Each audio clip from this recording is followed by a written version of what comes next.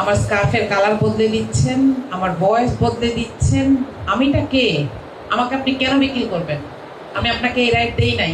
আমি আল্লাহর কাছে গিয়ে হইলেও আপনাকে এটার জন্য ধরবো। এটা মাথায় রেখে যেই কাজটা করছেন সেটা করবেন। দ্বিতীয় যে কারণটা সামনে এসেছে সেটা হচ্ছে অ্যানিমোসিটি। মানুষের মধ্যে একটা পাশবিকতা থাকে। আমাদের কাজ হচ্ছে এটাকে রাখঢাক করে, এটাকে বুঝিয়ে শুনিয়ে মানুষ হয়ে ওঠা, তাই না? আমরা সেটা হয়ে উঠতে পারছি না। এই জায়গাটায় যাইতে হবে। We must.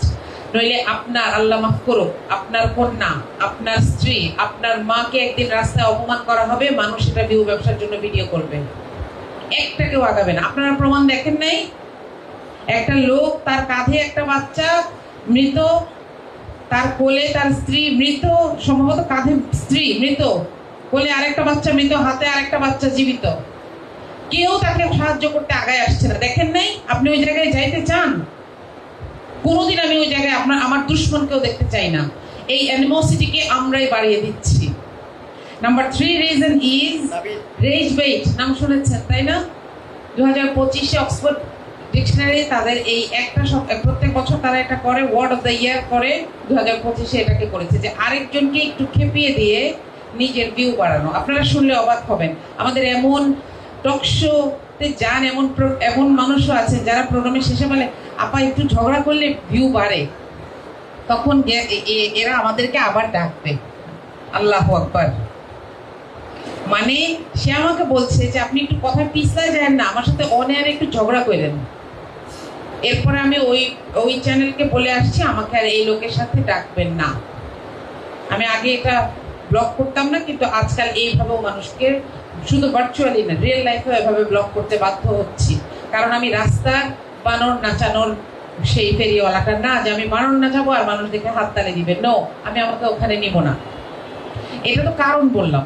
সলিউশন কেমনে হবে এটা আমরা সবার কাছ থেকে শুনেছি। আমি একটু সাম আপ করি, আপনাদের ধৈর্য যেন শেষ না হয়ে যায়। নাম্বার 1 ইজ সমস্যাটাকে সমস্যা হিসেবে আইডেন্টিফাই করেন, সমস্যাটাকে দলীয়করণ করবেন না। আজকে যদি জাইমা রহমান আমার অপোজিশনে, আজকে যদি জাইমা রহমানকে নিয়ে একটা কার্টুন দেখলে আমার মনে হয় দিছে ভালোই হয়েছে, তাহলেই শেষ, আমি হেরে গেলাম। আজকে যদি বিএনপির কারোর আমার একটা ভিডিও দেখলে মনে হয় ভালো হয়েছে, খুব না পটপট করে একদম উচিত পথ দিছে, তাহলে আমি হেরে যাচ্ছি। আমরা সমস্যাকে সমস্যা হিসেবে দেখতে হবে এবং ওইটা আদার সাইড, বেড়ার এই সাইডে আমরা সবাই। এই জায়গায় যতদিন না দাঁড়াতে পারবো ততদিন আমি সমাধান পাবো না। আমার যেই কর্মী আমাকে এসে বলবে যে আজকে তো দিয়েছি একটা মিম বানায় দেখেন, তা আমি এখানে গিয়ে একটা হাঁকা দিলাম, সে মনে করবে যে তাইলে এটা জায়েজ, অপর পক্ষকে করা এটা ঠিক, তাই না? আমি যেন তার কানের উপর 2টা দিয়ে বলতে পারি যে বন্ধ করো। ওইটাও একটা মানুষের ইজ্জত। এবং পার্সোনালি, দলীয়গতভাবে কেউ অন্তত আমাকে এই জায়গায় ব্লেম করতে পারবেন না ইনশাআল্লাহ। আমি জাইমা রহমানের সাথে যখন ঘটনাগুলো ঘটেছে আমি লিখেছি, এবং এটা আজকে থেকে না, 5 অগস্ট যখন মেয়েদের পার্সোনাল কাপড়গুলো নিয়ে রাস্তায় দেখানো হচ্ছিল, মানুষ ফুর্তি করেছিল, আমি সেটার বিরুদ্ধে কথা বলেছি।